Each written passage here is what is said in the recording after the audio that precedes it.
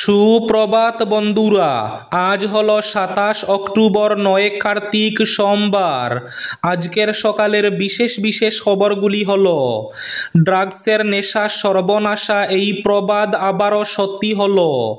Drugs কিনতে নিজের সন্তানকেই বিক্রি করে দিলেন এক দম্পতি।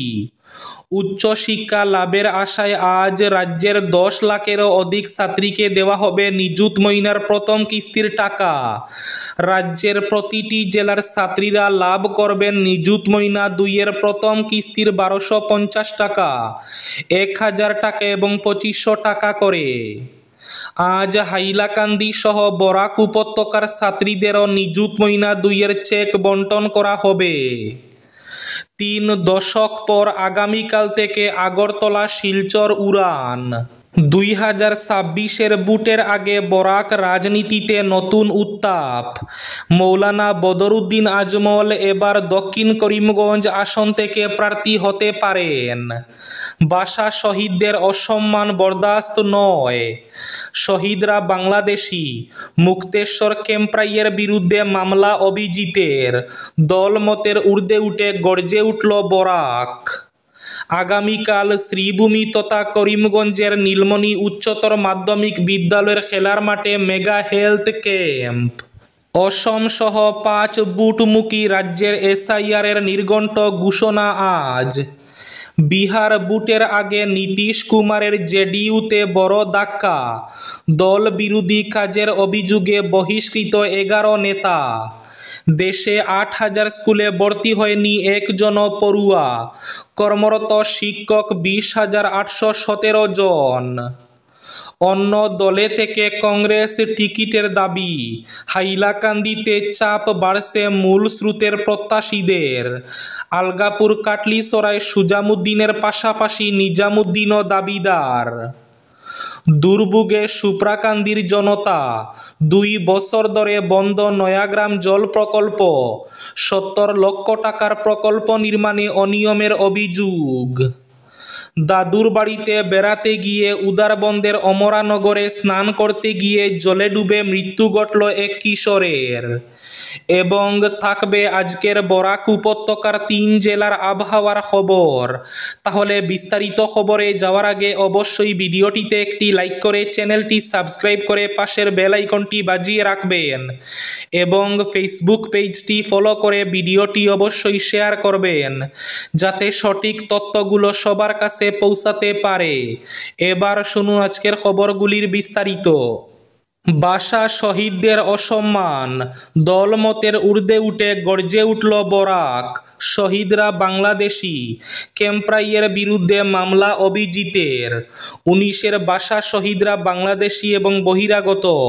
ডিমাসা রাইটার্স ফোরামের সভাপতি মুক্তেশ্বর ক্যাম্পরাইয়ের এই মন্তব্যকে ঘিরে তীব্র প্রতিক্রিয়া দেখা দিয়েছে। ইতিমধ্যে বেশ কিছু সংগঠন এই মন্তব্যের তীব্র ভাষায় নিন্দা এবং ধিক্কার জানিয়ে ক্যাম্পরাইকে অতি সত্বর মন্তব্য প্রত্যাহারের দাবি জানিয়েছে। একই সঙ্গে বলা হয়েছে এই মন্তব্যের জন্য নিঃশর্ত ক্ষমা চাইতে হবে ক্যাম্পরাইকে।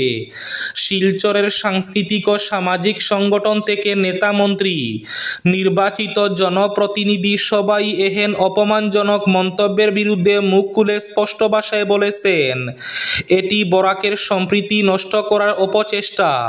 পরিকল্পিত এই ষড়যন্ত্রের বিরুদ্ধে দলমতের ঊর্ধ্বে উঠে রুখে দাঁড়াতে হবে সর্বস্তরের ভাষাপ্রেমী মানুষকে। শহীদদের অপমান করতে কোনো বিভেদকামী শক্তি তৎপর হয়েছে।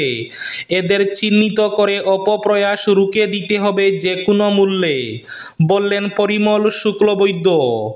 আপনারা এত নির্বুধ কেন? বাংলাদেশ তৈরি হয়েছে ১৯৭১ সালে, আর বরাকে ১৯৬১ সালে হয়েছে বাংলা ভাষা আন্দোলন, বললেন সুস্মিতা দেব। এদিকে ১৯-এর ভাষা শহীদরা বাংলাদেশি বহিরাগত। শিলচর রেল স্টেশনের নামকরণ ঘিরে ডিমাসা রাইটার্স ফোরামের সভাপতি মুক্তেশ্বর ক্যাম্পরাই এই মন্তব্য করায় তার বিরুদ্ধে মামলা করলেন শিলচর জেলা কংগ্রেসের প্রাক্তন সভাপতি অভিজিৎ পাল। উদারবন্দের অমরানগরে জলে ডুবে মৃত্যু হল এক কিশোরের। হতভাগ্য কিশোর দয়াপুর দ্বিতীয় খণ্ড মাজার গ্রাম কলোনির বাসিন্দা শীতেন্দু শেখর পাল ওরফে পাপ্পুর ছেলে সবিতেন্দু পাল।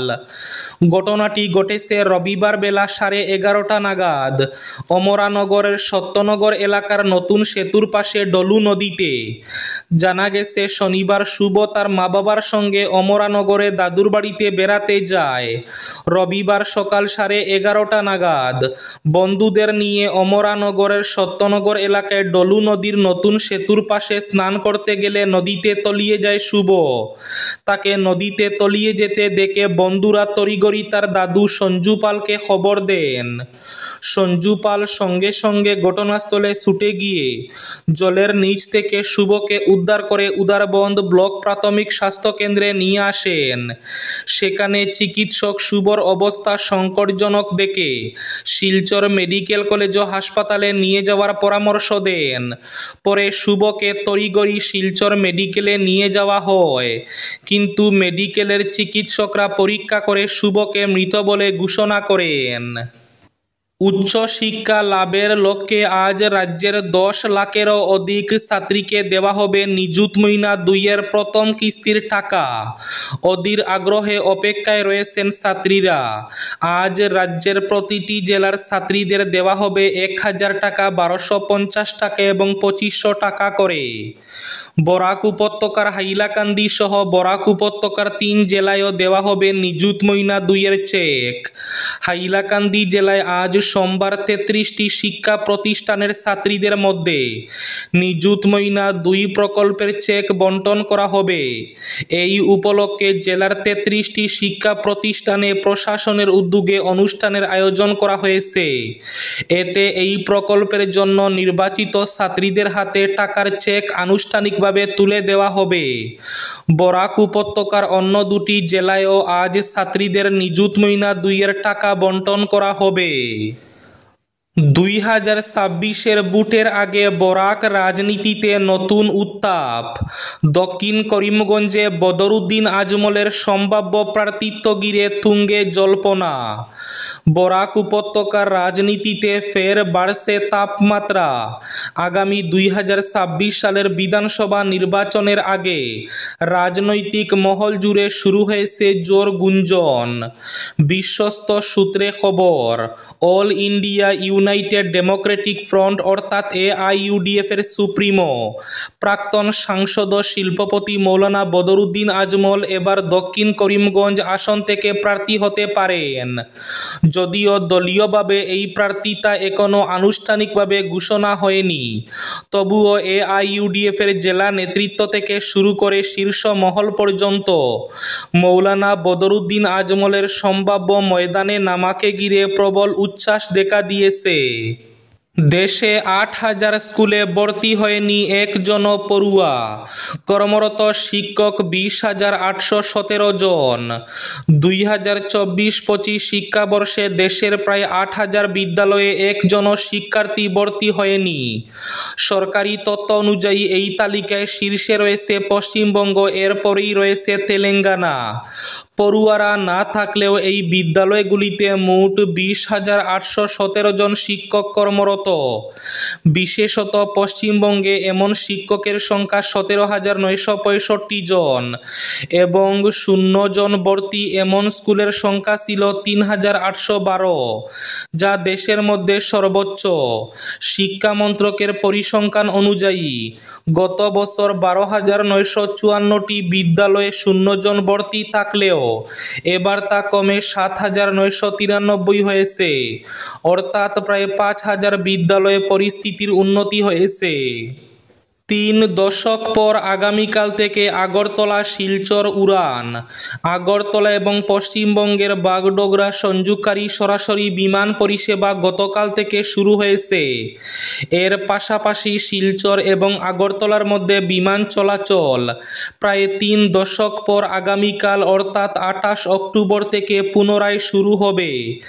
বিমানবন্দর কর্তৃপক্ষের অর্থাৎ এয়ারপোর্ট অথরিটি অব ইন্ডিয়ার আগরতলা শাখার assistant general manager S Haokip Jempu জানিয়েছেন, এয়ার ইন্ডিয়া এক্সপ্রেস রবিবার সন্ধ্যা থেকে আগরতলার মহারাজা বীর বিক্রম বিমানবন্দর থেকে আগরতলা বাগডোগরা রুটে বিমান পরিষেবা চালু করেছে। ড্রাগসের নেশা সর্বনাশা, এই প্রবাদ আবারও সত্যি করল দম্পতি পাঞ্জাবের। কারণ সেখানে মাত্র 1,80,000 টাকার বিনিময়ে এক দম্পতি নিজেদের সন্তানকেই বিক্রি করার সিদ্ধান্ত নিয়েছে, আর সেই টাকা দিয়ে তারা মাদক কিনেছে বলেও অভিযোগ। বিক্রি হওয়া শিশুটির মামি পুলিশের কাছে শিশুটির উধাও হওয়ার অভিযোগ জানাতে গেলে আসল এই ঘটনা সামনে আসে। শিশুটি পাঞ্জাবের আকবরপুর খুদাল গ্রামের বাসিন্দা। শিশুটির বাবা এবং মা দুজনেই বেকার, দুজনেই মাদকাসক্ত। দম্পতি সন্তানের জন্ম দিলেও লালন পালন করতে পারছিল না। পাশাপাশি দম্পতি বেকার হওয়ায় তাদের কাছে মাদক কেনার টাকাও ছিল না। এই অবস্থায় ড্রাগের নেশা দম্পতি রীতিমতো পাগল পাগল হওয়ার মতো অবস্থা।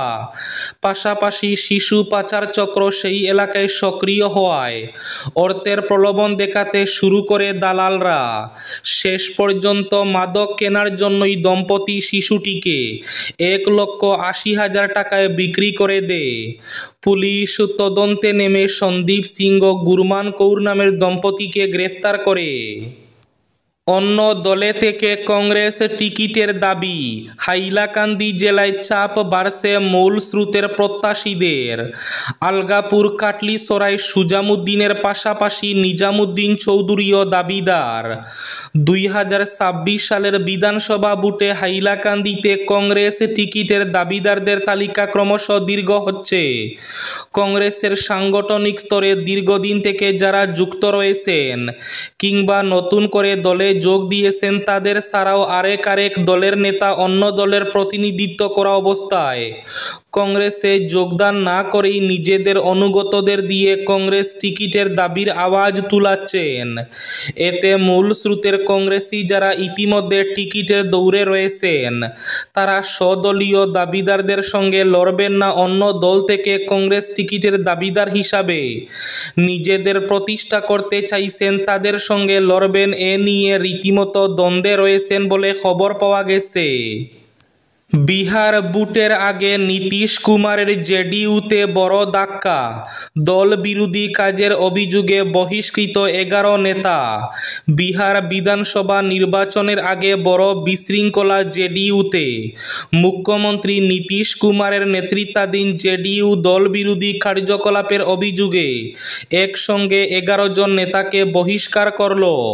তাদের মধ্যে রয়েছেন প্রাক্তন মন্ত্রী শৈলেশ কুমার, প্রাক্তন বিধায়ক শ্যাম বাহাদুর সিং ও সুদর্শন কুমার, বিধান পরিষদের প্রাক্তন সদস্য সঞ্জয় প্রসাদ এবং রণবিজয় সিং।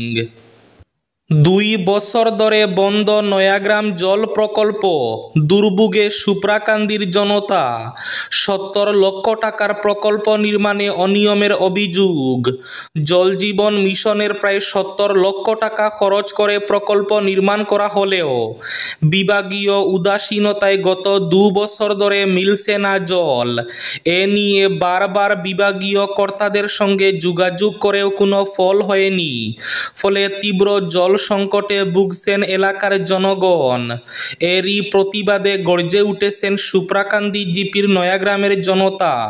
শুধু নয়াগ্রাম জল প্রকল্প নয়, সংশ্লিষ্ট জিপির পিননগর প্রকল্পটিও নির্মাণের দীর্ঘ বছর থেকে বন্ধ রয়েছে।